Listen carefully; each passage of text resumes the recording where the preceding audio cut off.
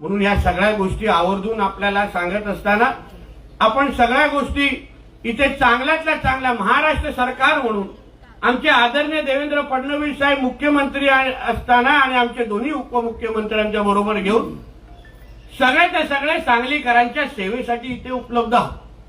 आम्ही सरकार म्हणून तुम्हाला ज्या ज्या गोष्टी अपेक्षित आहेत, मग माझं खातं असेल, अन्य आमच्या मंत्र्यांचं खातं असेल, तुम्ही फक्त इच्छा व्यक्त करा, ते काम पूर्ण होणार आहे. त्याच्यात कोण मागे पुढे बघणार नाही. आता एका मंत्र्याचा अनुभव तुम्हाला आलाय, सगळे बाकीचे तसेच आहे. कारण का आमचा बॉस देवेंद्र फडणवीस आहे म्हणून आम्ही सगळेचे सगळे त्यांच्यासारखे आहोत, म्हणून ते काय वेगळा बदल होणार नाही.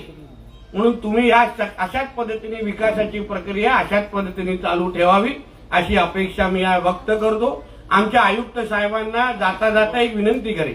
हा कदाचित माझ्या खात्याच्या अंतर्गत विषय नसेल तरी एक नागरिक म्हणून आणि एक हिंदू म्हणून मी तुम्हाला एक विनंती करणार आहे की तुमच्या शहरामध्ये 2 कत्तलखाने सुरू आहेत, ते आमच्या सरकारच्या काळात बंद झाले पाहिजे एवढं आयुक्त साहेब तुम्ही लक्ष घाला.